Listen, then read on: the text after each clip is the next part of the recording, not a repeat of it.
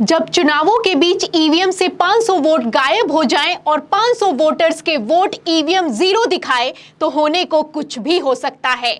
आपको बता दें, हाल तो ये हो चुका है कि बटन साइकिल का दबाव और पर्ची कमल की निकल रही है और ये उन जगहों पर ज्यादा हो रहा है जहां पर भारतीय जनता पार्टी का जबरदस्त विरोध है। हाल तो ये हो चुका है कि चौथे चरण की वोटिंग के पहले जब गृह मंत्री अमित शाह ने मीटिंग बुलाई तो मीटिंग में बीजेपी के ही नेताओं ने कह दिया कि इस बार 400 पार नहीं हो पाएगा। इसके बाद अमित शाह भड़के हैं और भड़के हैं तो बीजेपी के कार्यकर्ताओं की जबरदस्त क्लास लगाई है और आदेश दिया है। तो क्या बड़ा आदेश दिया गया है, मीटिंग में क्या कुछ हुआ आपको बताऊंगी, लेकिन उसके पहले बिग ब्रेकिंग दिखाते हैं। खबर आप देखिए, इसमें लिखा हुआ है कि कानपुर की करीब 109 बूथों पर देरी से मतदान हुआ। कानपुर मतदान शुरू होने से पहले दगा दे गई 29 ईवीएम। तो आप देख सकते हैं, जैसे ही मतदान शुरू हुआ 1 2 3 4 या फिर कि 10 नहीं 29 ईवीएम खराब हो चुकी हैं और 109 पोलिंग बूथों पर वोटिंग नहीं हो पा रही है। यह उस कानपुर का हाल हो चुका है जहां पर भारतीय जनता पार्टी का जबरदस्त विरोध हो रहा है। यह उस कानपुर का हाल हो चुका है जहां पर गृह मंत्री अमित शाह ने मीटिंग की है और 300 नेताओं को लाइन हाजिर कर दिया। लेकिन इन सब के बावजूद जब बात बनती हुई नहीं दिखाई दी तो आप देख सकते हैं कि आलम यह हो चुका है कि उसी कानपुर में 1 2 नहीं 29 ईवीएम खराब हो गई हैं। अब ये संयोग है या फिर कि प्रयोग है, ये आप तय कीजिएगा। मैं आपको खबर दिखा देती हूं। खबर आप देखिए TV9 भारतवर्ष की। देखिए, इसमें लिखा है कि यूपी को लेकर अलर्ट हुए अमित शाह, 22 सीटों की लेंगे रिपोर्ट, इस बात की है टेंशन। तो टेंशन किस बात की सता रही है, सुनेगा। देखिए, इसमें लिखा है कि कानपुर की मीटिंग में गृह मंत्री अमित शाह लोकसभा की 22 सीटों की रिपोर्ट लेंगे। इसके लिए लोकसभा संयोजक प्रभारी से लेकर विस्तारकों तक को बुलाया गया है। पार्टी और संगठन से जुड़े करीब 300 नेताओं को इस मीटिंग में बुलाया गया है। तो 22 लोकसभा सीटों की रिपोर्ट लेंगे, इसमें 300 नेताओं को लाइन हाजिर कर दिया गया और इस मीटिंग में बवाल हो गया। आपको बता दें, बवाल तब हो गया जब बीजेपी के ही नेताओं और कार्यकर्ताओं ने अमित शाह से यह कह दिया कि 400 पार तो नहीं हो पाएगा। इसके बाद तो अमित शाह भड़क गए और कितना भड़क गए, खबर देखिए। देखिए, इसमें लिखा है कि शाह और नड्डा की फटकार के बाद भाजपा की रणनीति में बदलाव, बूथ स्तर पर वोट जुटाने के निर्देश दिए गए हैं। तो निर्देश तो दिए गए हैं, लेकिन क्या ये निर्देश काम कर पा रहे हैं? क्योंकि जब बीजेपी का ही नेता, बीजेपी के ही कार्यकर्ता ये कहें कि 400 पार नहीं होगा तो भारतीय जनता पार्टी का उत्तर प्रदेश में क्या हाल होने वाला है आप अंदाजा लगा सकते हैं। और सिर्फ इतना ही नहीं है, आपको बता दें कि बीजेपी के दिग्गज नेता ने तो प्रधानमंत्री नरेंद्र मोदी को पत्र तक लिख दिया और कहा कि इस बार 400 पार नहीं हो पाएगा। देखिए, खबर एबीपी की, इसमें लिखा है कि 400 पार का संकल्प मुश्किल, बीजेपी के दिग्गज नेता ने पीएम मोदी को लिखा पत्र, इस बात पर जताई है आपत्ति। तो आप देख सकते हैं, पत्र लिखा गया और प्रधानमंत्री नरेंद्र मोदी से बीजेपी के ही दिग्गज नेता ने कहा कि 400 पार नहीं हो पाएगा। जो संकल्प आपने लिया है ये संकल्प पूरा नहीं हो पाएगा। ये कानपुर का ही मैं हाल आपको बता रही हूं जहां पर 29 ईवीएम खराब हो चुकी हैं। देखिए, खबर में लिखा भी है कि लोकसभा चुनाव से पहले चरण का मतदान संपन्न हो गया है।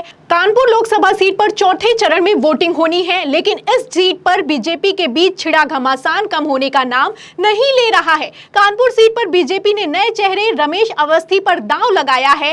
इस नाम को लेकर कार्यकर्ताओं के बीच नाराजगी है। तो कितनी नाराजगी रही होगी इसका अंदाजा आप इस बात से लगा सकते हैं कि जब गृह मंत्री अमित शाह ने मीटिंग करी तो मीटिंग में बगावत हो गई और इसके बाद स्थिति को संभालने के लिए प्रधानमंत्री नरेंद्र मोदी भी भागे भागे कानपुर पहुंचे, रोड शो किया है, मीटिंग की है। लेकिन आप रोड शो से ही अंदाजा लगा सकते हैं कि भारतीय जनता पार्टी का कानपुर में क्या होने वाला है। रोड शो के हाल देखकर तो प्रधानमंत्री नरेंद्र मोदी इतना खिसिया गए कि रथ पर सवार अपने बीजेपी के प्रत्याशी को ही धकियाते हुए नजर आए हैं। तो ये हाल हो चुका है। अगर उत्तर प्रदेश की बात की जाए तो चौथे चरण में 13 सीटों पर मतदान होने वाला है। इनमें शामिल हैं शाहजहांपुर, खीरी, सीतापुर, मिश्रिक, फर्रुखाबाद, इटावा, कानपुर, बहराइच, धौरपुर, हरदोई, उन्नाव, कन्नौज और अकबरपुर। तो अगर इन 13 सीटों की बात की जाए तो इसमें दावा यह किया जा रहा है कि 6 से 7 सीटें भारतीय जनता पार्टी की फंस सकती हैं। और अगर कानपुर से इतर दूसरी सीटों की बात की जाए तो लखीमपुर खीरी पर भी भारतीय जनता पार्टी का बुरा हाल है। खबर भी मौजूद है, खबर आप देखिए आज तक की। देखिए इसमें लिखा भी है कि बीजेपी ने लखीमपुर खीरी से अजय मिश्र टेनी को दिया टिकट, किसान बोले जले पर नमक छिड़का है। तो किसान नाराज है, राजपूत नाराज है, जाट नाराज है और इस नाराजगी को बीजेपी आला कमान अच्छे से समझता है। इसीलिए गृह मंत्री Amit Shah full active mode में दिखाई दे रहे हैं। जहां एक तरफ मीटिंग पर मीटिंग की जा रही है, वहीं दूसरी तरफ जैसे ही वोटिंग शुरू हुई है, क्या हाल हो चुका है लखीमपुर खीरी का, वीडियो देखिए। प्रशांत कुमार यहाँ जो पीठासीन अधिकारी हैं, जो मोहल्ले में वोट डालने आते हैं, मशीन नहीं दाबते, कहते जाओ वोट पड़ गया। और जब हम डालने गए, हमने साइकिल पर बटन दबाई, कमल का फूल का निशान निकल रहा है। हमारे पीछे 3-4 लोग वो भी डाले, वो भी बटन दाब रहे हैं, वोट नहीं पड़ रहा है। ये धांधली करवा रहे हैं प्रशांत पीठासीन अधिकारी।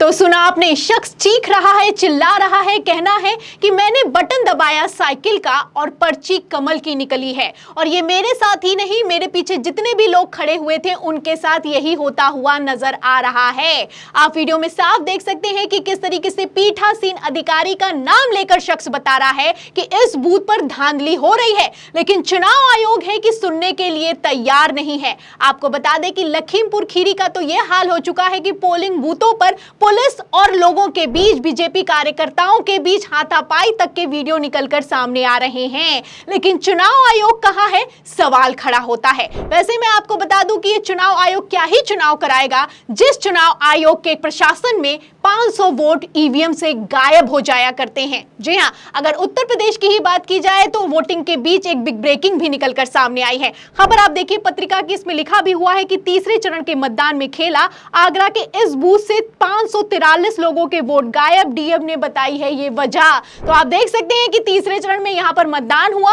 और 543 वोट डाले गए। अगर बात की जाए तो यहां पर 938 वोट मौजूद थे और वोटर्स में से 543 वोट डाले गए और उन्हें दर्ज भी किया गया। लेकिन जब ईवीएम का आंकड़ा आगे भेजा गया तो इस आंकड़े में चौंकाने वाली रिपोर्ट निकलकर सामने आई। रिपोर्ट में यह दावा किया गया कि ईवीएम में 0 वोट दर्ज हुए हैं। यह हाल हो चुका है, 543 वोटों को 0 कर दिया जाता है और हाल यह हो चुका है कि कई जगह पर ईवीएम में वोटिंग होने के बाद भी ईवीएम 100% चार्ज पाई जाती है। आप देख सकते हैं कि लगातार पोलिंग बूथों से वीडियो, खबरें, बयान निकलकर सामने आ रहे हैं। चुनाव आयोग सोशल मीडिया पर ट्रेंड कर रहा है, लेकिन चुनाव आयोग अंधा, बहरा, गूंगा क्या हो चुका है, जो आप समझ सकते हैं समझ लीजिए। वैसे मैं आपको बता दूं कि ना पब्लिक को चुनाव आयोग पर भरोसा रहा है, ना ही ईवीएम पर भरोसा रहा है। इंडिया गठबंधन तो दावा कर रहा है कि ईवीएम में खेला भी हो गया, तब भी इस बार मोदी सरकार हारने वाली है।